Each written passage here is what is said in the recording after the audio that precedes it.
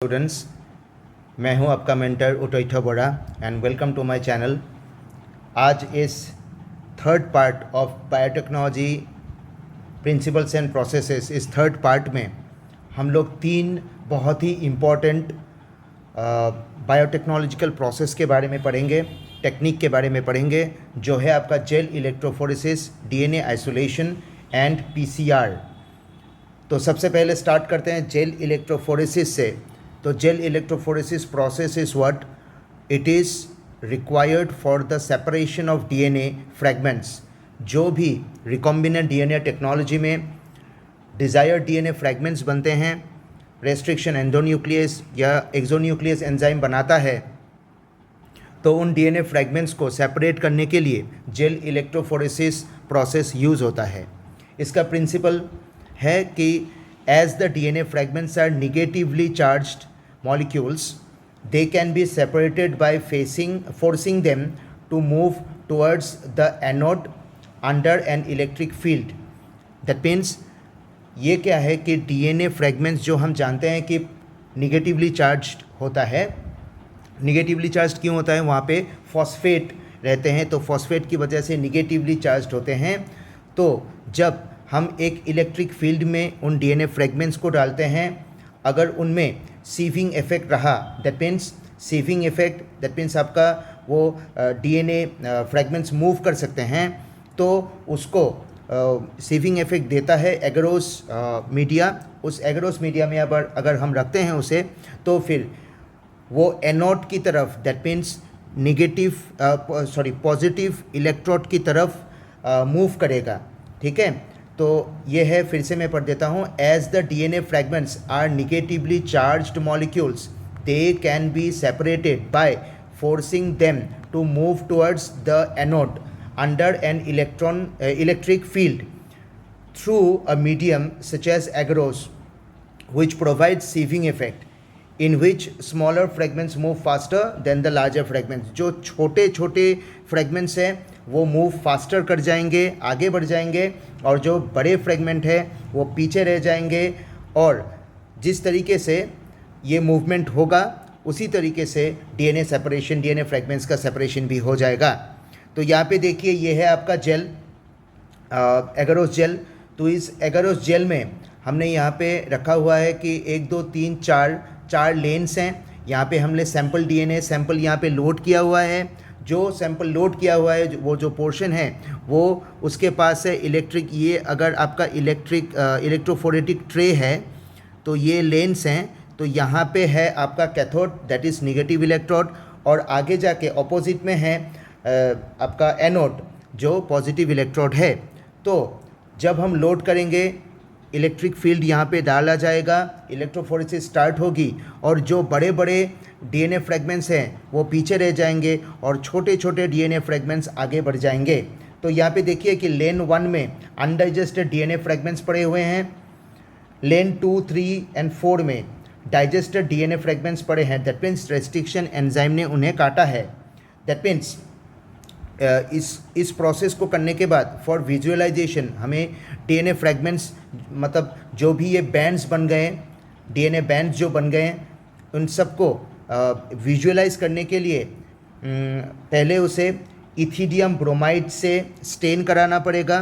फिर वहाँ पे हमें ultraviolet radiation, exposure to ultraviolet radiation करना पड़ेगा, यूवी रेडियोग्राफी भी बोलते हैं। और जिस तरीके से हम डीएनए बैंड्स को हम विजुअलाइज कर सकते हैं कि वो सेपरेट हुए कि नहीं।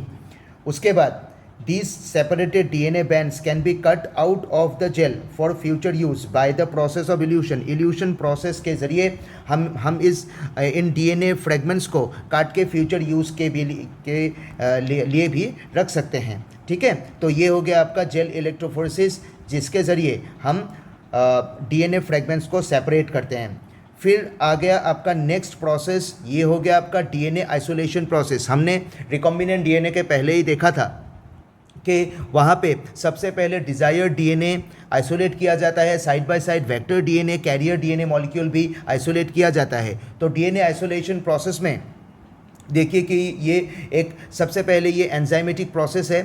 तो एंजाइम कौन कौन से यूज़ हो रहे हैं देखिए, लाइसोजाइम एंजाइम जो है ये बैक्टीरियल सेल्स के लिए, सेलुलेज एंजाइम जो है प्लांट सेल्स के लिए, काइटिनीज एंजाइम जो है फंगल सेल्स के लिए, प्रोटीएज एंजाइम क्या करता है, हिस्टोन प्रोटीन को हटाता है, और राइबोन्यूक्लियस एंजाइम क्या करता है, to remove the RNA molecules. तो यहाँ पे देखिए जो स्टेप्स हैं, at first cells are taken in a test tube, एक मीडिया में सेल्स लिए जाते हैं, उसके बाद उसको सेंट्रीफ्यूज किया जाता है, बहुत ज़ोर से सेंट्रीफ्यूज किया जाता है, 500 आरपीएम तक का सेंट्रीफ्यूज किया जाता है। उसके बाद according to the source enzymes are used, यहाँ पे मतलब एंजाइम भी यूज़ हो गए हैं। देखिए कि एंजाइम्स कौन कौन से यूज़ हो गए हैं, कि लाइसोजाइम एंजाइम बैक्टीरिया के लिए, सेलुलेज एंजाइम प्लांट सेल्स के लिए, अगर फंगल सेल्स है तो chitinase enzyme, histone and ribonuclease, histone protein को रिमूव करने के लिए प्रोटीएस एंड राइबोन्यूक्लियस एंजाइम आपका आरएनए हटाता है, आरएनए दूर करने के लिए किया जाता है, ठीक है।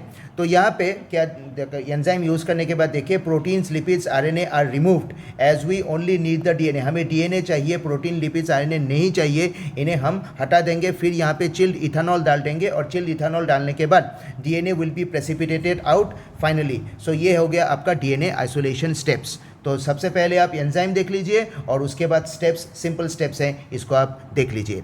उसके बाद हमारा नेक्स्ट प्रोसेस आज के वीडियो में बहुत ही इम्पॉर्टेंट प्रोसेस है, ये हो गया आपका PCR, polymerase chain reaction. PCR क्या है, in vitro DNA amplification process, that means ये आपका जो डीएनए का नंबर है वो बढ़ाएगा। PCR process was developed by carry मुलिस साहब ने 1985 में इस पीसीआर प्रोसेस को डेवलप किया, और उनको नोबेल प्राइज़ मिला 1993 में केमिस्ट्री में। प्रिंसिपल ऑफ पीसीआर, प्रिंसिपल क्या बोलता है कि DNA molecule when subjected to high temperature splits into 2 strands, 2 strands में डिवाइड हो जाते हैं, which are then converted into double stranded molecules by using primers and thermostable enzyme.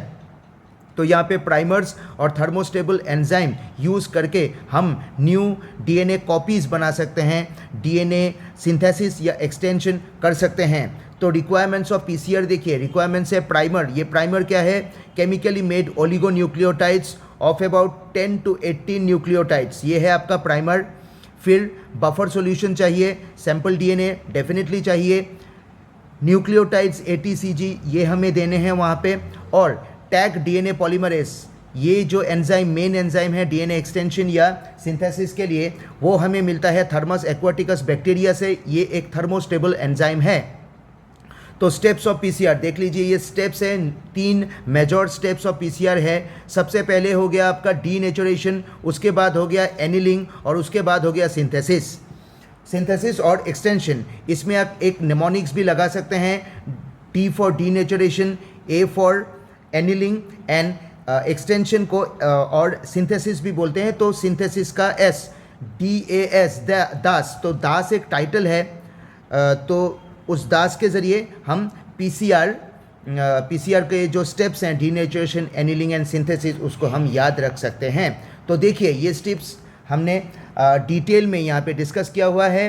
Denaturation 90 degree centigrade से लेके 94 डिग्री सेंटीग्रेड तक 15 seconds तक अगर temperature PCR machine के अंदर अगर दिया गया, ठीक है, तो यहाँ पे क्या हो जाएंगे, हाइड्रोजन बॉन्ड्स ब्रेक हो जाएंगी। हाइड्रोजन बॉन्ड्स ब्रेक हो जाएंगे तो उसको बोला जाएगा डीनेचुरेशन, ये हो गया आपका फर्स्ट स्टेप। उसके बाद पीसीआर मशीन टेम्परेचर थोड़ा कम कर देगा 40 to 60 डिग्री सेंटीग्रेड के अंदर रखेगा, जहाँ पे प्राइमर्स हमने देखा है यहाँ पे, ठीक है। प्राइमर्स क्या है, chemically made oligonucleotides of about 10 to 18 nucleotides, ठीक है। ये प्राइमर ऐड हो जाएंगी कहाँ पे, 3 प्राइम एंड्स में, 3 प्राइम एंड्स में प्राइमर ऐड हो जाएंगी। ये स्टार्टिंग पॉइंट हिसाब से काम करेगा, ठीक है। इसको बोला गया है, this process is called annealing. और उसके बाद सिंथेसिस और एक्सटेंशन और सिंथेसिस आ गया, third step. Temperature PCR machine के अंदर फिर से बढ़ जाएगा 72 डिग्री सेंटीग्रेड तक। 72 डिग्री सेंटीग्रेड में टैक डीएनए पॉलीमरेज जो है ये सबसे बढ़िया काम करता है, परफॉर्म्स प्राइमर एक्सटेंशन करेगा। दैट मीन्स प्राइमर से न्यू न्यूक्लियोटाइड्स ऐड करके इस तरफ, ठीक है, इस तरफ और इस तरफ, that means 5 prime to 3 prime and तक ये डीएनए को एक्सटेंड करेगा, प्राइमर को एक्सटेंड करेगा, और प्राइमर एक्सटेंशन होगा तो new DNA, 2 new DNA molecules, newly synthesised DNA molecules, 2 new DNA molecules will be produced. So ठीक है, तो ये हो गया आपका denaturation, annealing and extension process, जो 3 स्टेप्स हैं पीसीआर मशीन के। ठीक है, तो यहाँ पे when we repeat these 3 steps, that means denaturation, annealing, extension और सिंथेसिस, 3 स्टेप्स 20 to 30 टाइम, 20 से 30 बार अगर रिपीट हुआ, ठीक है, तो we get different sufficient amount of एमसीओ डीएनए जो हमें चाहिए होगा बायोटेक्नोलॉजी रिसर्च के लिए। यूजेस ऑफ पीसीआर देख लेते हैं। ठीक है, यूजेस ऑफ पीसीआर देख लेते हैं। ये यूजेस है कि पहला यूज़ तो हम लोगों ने देख लिया कि इन विट्रो डीएनए एम्प्लीफिकेशन। ठीक है, डीएनए का नंबर, डीएनए का अगर अमाउंट अगर कम है हमारे रिसर्च के लिए, तो यहाँ पे इन विट्रो डीएनए एम्प्लीफिकेशन हम कर सकते हैं पीसीआर के ज़रिए। उसके बाद मॉलिक्यूलर डायग्नोसिस ऑफ डिजीजेस, अभी जो मॉडर्न डे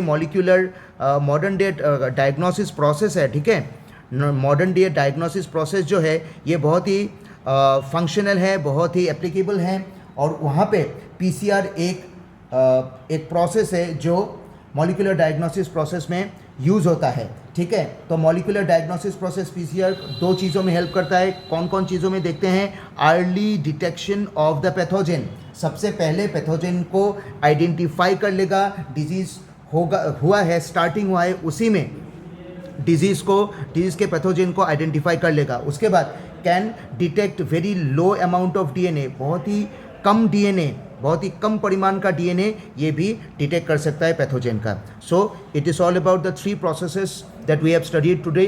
कौन कौन से प्रोसेस हैं? जेल इलेक्ट्रोफोरेसिस पढ़ लिया, डीएनए आइसोलेशन पढ़ लिया, और पीसीआर टेक्निक भी पढ़ लिया। ठीक है, वीडियो अच्छा लगे तो आपको शेयर कीजिए, आप कंटिन्यूसली इन वीडियोज़ के ज़रिए पढ़िए। मैं फुल ट्राई कर रहा हूँ कि आपके लिए फुल कंप्लीट हायर सेकेंडरी के जितने भी बायोलॉजी के चैप्टर्स हैं उन चैप्टर्स को लेके आऊँ। आपका सपोर्ट रखिए, शेयर कीजिए, लाइक कीजिए, और वीडियो और चैनल को सब्सक्राइब कीजिए। Thank you.